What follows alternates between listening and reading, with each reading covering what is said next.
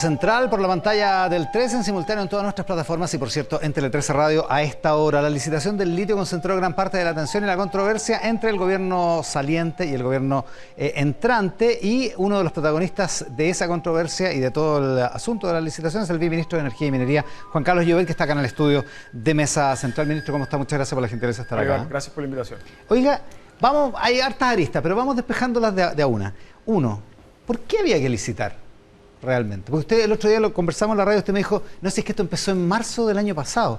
Pero bueno, ya en marzo del año pasado se sabía que esto era largo, digamos, entonces, ¿por qué tomar la decisión? Partamos por la película general. El cambio climático, yo estoy convencido, es la amenaza más seria que tenemos al frente. Ah, ya, bien general la película. Bien general, pero voy a volver rápido al litio, no se preocupe, no se asuste, no se asuste. Y Chile tiene una enorme responsabilidad y una oportunidad gigante de contribuir en frenar el cambio climático. El cobre y el litio van a ser esenciales en la electromovilidad y en las energías renovables. ¿Está seguro de eso? Porque hay algunos que están diciendo que el litio lo van a reemplazar por otra cosa, por el sodio, por no sé qué. Hay una buena columna de Mario Weisblut que pueden leer, los que no la han visto, que está en el Clinic, creo, de ayer. Pero hoy día el transporte genera, en Chile el 25%, en el mundo casi un 20% de las emisiones que generan el cambio climático. Y la mejor solución para eso son autos eléctricos que necesitan baterías de litio. Ya. Entonces, hasta que haya un sustituto, que esperemos no aparezca demasiado rápido, el litio va a ser clave. Y Chile tiene las mayores reservas del mundo, y lo que ha pasado es que la demanda ha venido subiendo, se espera que se multiplique por 4 en esta década, al 2030, y nosotros tenemos la producción básicamente estancada. Entonces Chile no está haciendo su parte de la contribución de litio para la transición energética, que es clave para el cambio climático. ¿Y eso por qué? ¿Porque no ha habido nuevas inversiones? Porque nosotros tenemos porque en Chile, la industria funciona, digamos. O la parte que funciona, la industria funciona, pero tenemos dos actores, hace 25 años, los mismos dos, SQM y Albert Marley. En el cobre tenemos decenas de actores y somos líderes indiscutidos a nivel mundial en cobre. Y nosotros hemos tenido muchas dificultades para destrabar esta industria. Cada vez que hablamos de litio, terminamos lamentablemente en una controversia como la que hemos tenido en estos días. Y Australia, por ejemplo, que era número 2, ya es número 1, nos pasó. Y las proyecciones, nosotros teníamos, Iván, 40% de mercado hace algunos años, estamos en 30%.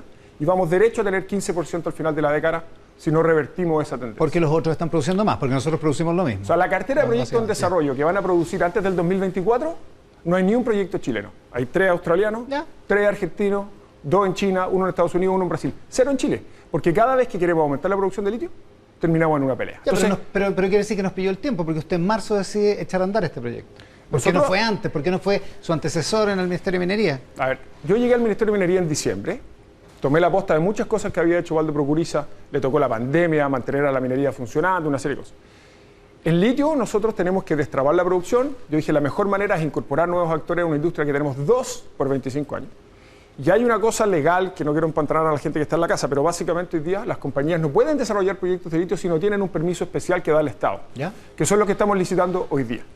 Pero ese permiso destraba la industria, pero no es suficiente para producir litio. Las compañías que tengan estos contratos después tienen que encontrar el lugar donde se van a aplicar esos contratos, no están definidos esos lugares, y tienen que obtener todos los permisos ambientales que se necesitan. Tienen que llevarlos. Es un primer peaje. Es un primer paso que destraba la industria por un problema legal. Pero todas las compañías van a tener que hacer los permisos de evaluación de impacto ambiental, el diálogo con las comunidades locales. A diciembre del 2020, cuando usted asume, esto no estaba en la carpeta, esto empieza ahí. Ahí nosotros lo echamos a andar, armamos un equipo asesor en marzo. Pero usted sabía que esto era largo.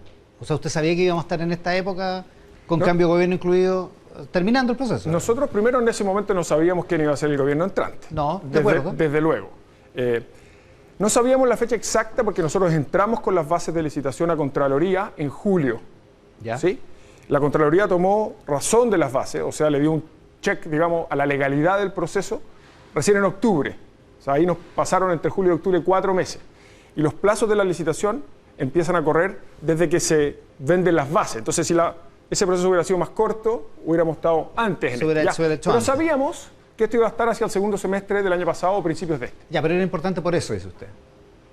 ¿En qué sentido? O sea, era importante porque había que destrabar la industria. Claro. Esa es la razón principal. Los únicos que ganan, Iván, mientras nosotros estamos en esta discusión, son los otros países productores. Lo que pasa es que todo esto genera que haya gente diciendo que esto es un robo a mano armada, que aquí está Piñera licitando para sus amigos, en fin, o sea, eso es el efecto político que provoca, digamos. Sí, yo lo lamento mucho. Yo lamento mucho el efecto político que eso tiene. Ninguna de esas acusaciones o sospechas tienen ningún fundamento, desde luego. Y yo creo que nosotros tenemos que darnos un tiempo para ver por qué cada vez que hablamos de litio nos pasa eso. Yo tengo una hipótesis, yo creo que es en parte la complejidad que tiene la normativa del litio, en parte la historia de algunas de las compañías que en el pasado han estado vinculadas a distintas controversias, digamos, y generan suspicacia. Yo creo que parte también, Iván, es que existe una percepción equivocada de que el litio puede ser una cosa que va a ser como el futuro del sueldo de Chile. Quiero poner las cosas en perspectiva. El litio, el año 2020, a nivel mundial, fue 50 veces más chica la industria que la industria del cobre. ¿Ya? 50 veces. Va a crecer más rápido, las estimaciones son que al 2030 puede ser 10 veces más chica. Pero esto en ningún escenario va a ser equivalente al cobre. Entonces, nunca va a ser el cobre para nosotros, digamos. No, nunca va a ser el cobre para nosotros. Es una muy buena oportunidad y una enorme responsabilidad para aportar un mineral crítico para el cambio climático. Pero esas cosas yo creo que tensionan la discusión. Y yo, para ser franco, este fue un proceso público, las bases se tomaron, todo lo que es escrito, aviso en los diarios, varias rondas de difusión internacional y nacional. O sea, esto se hizo todo lo público que se pudo hacer. Pero tuve 2 o 3 sesiones en el Congreso en que expliqué esto. Pero visto en retrospectiva, veo que yo debía haber hecho más esfuerzos todavía de los que hicimos para explicar esto, porque es complejo y espantar cualquier sospecha. No haber dejado la licitación para después, sino haberla explicado mejor, dice usted. Sí. Yo creo que sí. Porque ¿sabes lo que pasa, Iván? Si es que un año antes de un cambio de mando, los gobiernos tienen que dejar de hacer cualquier cosa porque va a haber un cambio de gobierno, entonces un cuarto del tiempo el país no va a avanzar. O sea, eso no puede ser. Esto partió en marzo del año pasado. Ya, lo que pasa es que si el problema son las consecuencias que esto tiene, no sé si leyó a Manuel José Sandón hoy día, el senador de RN, en una entrevista de Bárbara Vial en el Mercurio, que dice, se ve mal, sin mala intención, se ve mal que el gobierno licite algo tan importante y lo adjudique cuando se va yendo, aunque se haya hecho un proceso limpio. No es una licitación cualquiera, es algo que le ha generado tremenda expectativa a los chilenos. Y por otro lado, políticamente, cuando tú levantas este tema, justo cuando estamos en una constituyente, estás cometiendo un error político garrafal, dice Sandón, porque les estás regalando los argumentos a los fanáticos ambientalistas para tener una excusa al tratar de meter en la Constitución la nacionalización de todas estas cosas. Me parece tiene un punto, digamos. Me parece una crítica política válida. No es la primera crítica que el senador Sandón le ha hecho al gobierno. Yo tengo buena relación con el senador Sandón, no hablé con él de este tema, y veo su argumento, porque basta ver lo que ha pasado en la controversia en los últimos días. O sea, habría que ser ciego para no ver eso. Pero nosotros, cuando esta controversia se gatilló, lo primero que hicimos es que tendimos un puente con el gobierno entrante y tuvimos una reunión con ellos. Esto es bien importante explicarlo también. Nos juntamos el miércoles pasado, el miércoles 5. Claro. Les explicamos por qué estábamos haciendo lo que estábamos haciendo, que es básicamente lo que yo le expliqué a usted recién. La importancia para el cambio climático, la oportunidad que Chile está perdiendo, el estancamiento de la industria, etc. Ellos nos plantearon, para ser justo con la versión del gobierno entrante, ellos nos plantearon que ellos querían postergar, nunca dijeron cancelar esta licitación. ¿No? No. Hay un acta de eso. Ellos dijeron... Porque lo que el gobierno dice, el gobierno entrante dice, es que lo que querían era que se cancelara esta licitación. No, lo que ellos nos pidieron en esa reunión fue postergar la licitación para incorporar algunos aspectos que ellos estimaban faltaban en la licitación. ¿Ya? Nosotros les explicamos el proceso y les dijimos no vemos espacio para postergarla. Espacio pero sí, legal. Legal, político, temporal, de reputación internacional, etc. Podemos profundizar en eso después si quieren. No vemos espacio para postergarla. Pero si ustedes ven que hay algunas cosas que les gustaría incorporar, nosotros tenemos toda la disposición de evaluar esas cosas, a ver si las podemos incorporar a la adjudicación. Esta es la reunión con Diego Pardo, Vizque Asiches y Billy Kraft. Sí. Y yo quedé con la tarea de evaluar si esas cosas que ellos nos pidieron las podíamos incorporar, y todas, Iván. Todas las cosas que ellos nos pidieron las incorporamos en la adjudicación que hicimos esta semana. Salvo la postergación. Ahora, Pero esa postergación... el verbo hace una diferencia en esto. Insisto, ellos no pidieron cancelar, pidieron postergar. Pidieron postergar para poder incorporar en su momento, ellos pensaban cuando ellos estuvieran en el gobierno, algunos aspectos que ellos estimaban faltaban. El ministerio y todo eso lo incorporamos nosotros. El ministerio hizo una cosa inusual, ministro, al hacer pública una parte de una minuta que circuló entre las dos partes, digamos. ¿Eso está ahí? ¿El verbo postergar está en esa minuta? Exactamente. En esa minuta que, entre paréntesis, redactaron los asesores del presidente electo, ellos dicen expresamente, nosotros le planteamos al gobierno la posibilidad de postergar la licitación para incorporar algunas cosas que nosotros estimamos eran importantes. El gobierno nos dice no se puede postergar, pero se abre a incorporar lo que nosotros le pedimos, que es lo que hicimos. Ahora, ¿el gobierno entrante aceptó que no se podía postergar? Porque esa parece haber sido una postura que provocó roces al interior de Prodignidad, digamos. En esa reunión lo aceptaron, tanto así que quedamos nosotros con la tarea de ver si en la adjudicación que nosotros íbamos a hacer podíamos incorporar las cosas que ellos nos pedían, cosa que hicimos. Todas las cosas que ellos nos pidieron las incorporamos. Ahora, cosa distinta es que en una coalición amplia y diversa, como la que apoyó al presidente electo, cosa que es un mérito de él, entre paréntesis, yo lo digo, no lo digo en tono de crítica, para ganar una elección con la votación que él sacó, parte del mérito fue convocar a actores muy diversos. Pero es obvio de leer la prensa y ver la discusión de esta semana, que dentro de esa coalición diversa hay distintas posturas respecto de este tema. Hay algunos que quieren simplemente cancelarla.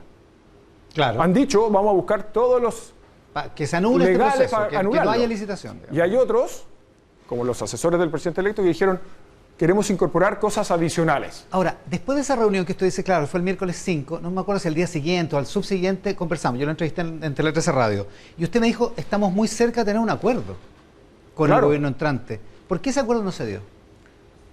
No es una pregunta que yo creo que usted me tenga que formular a mí. Lo que cuando yo le dije ese día en la radio, estamos muy cerca, ¿sí? Es porque yo estaba muy cerca de conseguir lo que terminé consiguiendo, que era incorporar en la licitación prácticamente todo lo que le estaban pidiendo. Todo lo que ellos nos estaban pidiendo. Ahora, ellos yo creo que de su lado sintieron que ese camino del medio, digamos, que es el camino que uno encuentra cuando se sienta en una mesa a negociar o a buscar un acuerdo cuando tiene diferencias de opinión, no tenía necesariamente el apoyo transversal dentro de su coalición.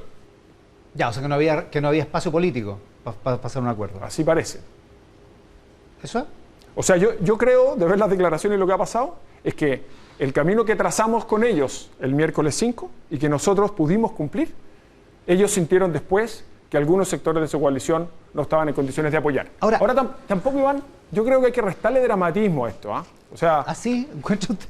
O sea, a esta altura hemos tenido una semana muy intensa. Yo creo que lo que tenemos que tratar de hacer es, nosotros vamos a avanzar en esta licitación, en esta adjudicación. Una vez que se resuelva el asunto Una vez que judicial, se resuelva la orden de no innovar. Que puso en pausa el proceso, nosotros vamos a hacer ver respetuosos del Poder Judicial, vamos a hacer ver nuestros argumentos para continuar con esto. Adjudicamos 2 cuotas de las 5 que eran parte de la licitación. Vamos a incorporar 2 nuevos actores a la industria. Y yo creo que el gobierno entrante debiera hacer una cosa que acordamos también, o que hablamos en esa reunión hacer, que es generar una mesa amplia de discusión con todos los actores respecto de cómo queremos desarrollar esta industria en el futuro. Para una política nacional, digamos. Nosotros, Iván, hicimos eso en la política energética nacional. Lo hicimos en la política nacional minera. Lo hicimos en la estrategia de hidrógeno. Y el litio yo creo que eso nos faltó. Y yo creo que el país tiene que darse esa tarea. Oiga, cuando usted dice se adjudicaron, eran 5 cuotas, se adjudicaron 2 de 5, el 40%. ¿Eso se hizo por darle en el gusto o por hacer un gesto para el gobierno entrante? No, la decisión de adjudicar, como establecen las bases, es una decisión que se tenía que tomar estrictamente a partir de cuál era la manera de maximizar los beneficios para el fisco de Chile. Si usted ve las ofertas, las 2 que nosotros adjudicamos eran de 61 millones de dólares y 60 millones de dólares la segunda. Por este primer...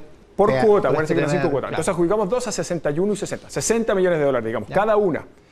Las ofertas que seguían eran 30 millones de dólares por cuota, o sea, la mitad. ¿Ya? Entonces, yo que era el encargado de decidir esa adjudicación, digamos, como ministro, me pareció que estábamos tranquilos de que estábamos maximizando la recaudación fiscal con 60. Con 30, yo no estoy seguro de eso. Los gobiernos entrantes... 30 no es un buen precio. No necesariamente es un buen precio para el Estado. Ya, pero además, no influyó en nada la política. No, en nada. ¿Estás seguro? Sí. Porque era, por otra parte, un buen gesto, digamos. No, el criterio de adjudicación era maximizar los intereses del Estado. Adjudicamos 2, en el futuro se puede licitar otra, ojalá a precios tan altos como 60. Ya, espérese, y aquí la otra pregunta. Porque todos entendíamos que esto se adjudicaba el viernes pasado, el viernes 14. ¿Qué será la fecha? Las bases establecían que nosotros podíamos adjudicar a más tardar hasta el viernes 14. Pero como sea, todos entendimos eso. Y usted sorprende el miércoles con esto. Le dice a su contraparte en el gobierno anterior, les avisa esto y comunican a una y media de la tarde de ese miércoles. Nosotros mantuvimos, entre la reunión del miércoles 5 y la adjudicación, mantuvimos siempre contacto con el equipo del presidente electo. Y en algún minuto... ¿Y por qué decide que sea el miércoles? En algún minuto ellos nos dijeron, ministro, nos vemos espacio para que esto sea un acuerdo. Ojalá puedan recoger la mayor parte de lo que nosotros les pedimos en la adjudicación, pero ustedes son libres de adjudicar cuando estimen pertinente y ojalá incorporen la mayor parte de lo que nosotros les pedimos. Eso fue. Y nosotros cuando tuvimos lista todo el análisis que necesitábamos hacer para la adjudicación, la hicimos. Ya, porque en la moneda chica dicen que nunca les dieron como, entre comillas, permiso. O sea, como nunca les dijeron vaya y juegue, digamos. Bueno, le acabo de describir cómo fueron las conversaciones, digamos. Ya, usted sostiene que fue así, o sea, insisten que fue Pero es que así, lo que pasa es que, Iván, mire, ellos querían postergar la licitación para incorporar algunas cosas. Nosotros les dijimos que no la podíamos postergar, pero en que encantado incorporábamos nosotros esas cosas. Eso fue lo que hicimos. Y yo creo que ellos prefirieron razonablemente, para no generar más tensiones en su propia coalición, decir, ¿saben qué? Vayan ustedes, adjudiquen. Hágalo unilateralmente, y nosotros no sobre la base de un acuerdo. Claro. Ya, eso fue. Sí. Ya, y ahí se genera un ruido con la Cámara de Diputados, porque usted tenía una sesión especial para hablar de este tema, pero adjudicó antes de la sesión especial. Se equivocó ellos, ¿no? O sea, digo, generó una tensión extra. La reacción de los parlamentarios fue bien... No quiero calificarla, no quiero elegir mal el adjetivo, pero fue sorprendente para mí, ¿no es cierto? Fue muy airada, digamos, se pararon de la sala y se fueron. A mí me pareció que habiendo recogido todo lo que el gobierno del presidente electo, digamos, el futuro gobierno, nos había pedido en la adjudicación, era un buen camino, un buen camino intermedio, digamos, en una transición de gobierno, y que esa adjudicación, explicada en la Cámara, iba a generar una buena recepción. Ya, pero no alcanzó a explicarlo. No lo alcanzó a explicar porque los diputados se fueron. Entre otras cosas porque usted llegó una hora tarde. Sí, esa es otra crítica que se hace. Es verdad que yo llegué una hora tarde al Congreso, la sesión era a las 3 y yo llegué más cerca de las 4. Pero ¿por qué llegué una hora tarde? No llegué por mala educación o por falta de deferencia. Yo tenía una agenda infernal ese día y hablé con el presidente de la Cámara la opción de acudir a esa sesión de forma telemática. ¿Ya? Él habló con todos los comités, recabó el acuerdo de los comités para que yo estuviera telemático. Me mandó el link de Zoom, de hecho. ¿Se dio ese acuerdo? Lo tengo en mi WhatsApp, claro. ¿Ya? Pero en algún momento parece que a raíz de la adjudicación se caldearon los ánimos y quitaron el acuerdo. Entonces el presidente de la Cámara me dice, ministro, tiene que venir presencial, ya no puede ser telemático. Pero eso me lo avisó a las 2:30. Ah, y por eso y yo estaba en Santiago, no hay cómo. Y a menos que traspase el límite de velocidad. Superando los límites de velocidad, llegué a lo más rápido que pude. Ya, pero visto eso, ¿no fue equivocado a lo mejor haberlo dejado para el jueves? Lo que pasa, visto cómo pasaron las cosas, puede ser. Pero hagamos el análisis del contrafactual, como dice. Yo hubiera ido a la sala, hubiera explicado, igual la oposición me hubiera dicho que quiere que no se haga la adjudicación, que cancelemos el proceso, y yo hubiera tenido que igual adjudicar al día siguiente habiendo escuchado esa postura. Entonces, yo no estoy seguro que hubiera salido mucho mejor de la otra manera. Un incidente, casi anecdótico, pero es un incidente igual, cuando van saliendo alegre tropel los parlamentarios de oposición, no sé si tan alegres en realidad, pero más o menos indignados, para hacer fracasar la sesión, hay un audio de una parlamentaria en rigor que dice, vamos a quemar una micro y volvemos, algo así. ¿Supo esa anécdota? No supe, no la escuché. Y me parece muy lamentable si la dijeron, digo. Me imagino que la dijeron con un humor no muy afortunado. Se supone, ¿no? Pero no sé quién dijo eso y yo no lo escuché. Oiga, ¿y el recurso judicial qué es lo que van a hacer? Porque hay una orden de no dar y tienen que informar a la Corte. Se han presentado varios recursos contra la licitación. Y este recurso fue acogido y se dio una orden de no innovar. Eso significa que la Corte le dice al Ministerio, ponga en pausa el proceso mientras nosotros resolvemos este recurso. Entre paréntesis, recursos parecidos se habían presentado en otras cortes, la Corte de Antofagasta, por ejemplo, y la Corte rechazó el recurso, digamos. Nosotros vamos a presentar nuestros argumentos frente a la Corte, vamos a ser muy respetuosos de los fallos judiciales como siempre, pero estamos confiados de que con los argumentos que vamos a presentar vamos a poder seguir adelante con el proceso. Este es un recurso del gobernador regional que dice que lo presenta, entre otras cosas, para que se converse con las comunidades, para que se converse con las regiones, digamos. ¿También tendría que haberse socializado de esa manera la licitación o estas licitaciones no se hacen de esa manera? Eso es un muy buen punto y es buena la oportunidad de aclararlo. Es muy importante, nosotros en el Ministerio de Energía y Minería hacemos trabajo muy activo con las comunidades locales, con los pueblos indígenas, en cada proyecto que desarrollamos de minería y energía. Tenemos equipos especiales para hacer eso.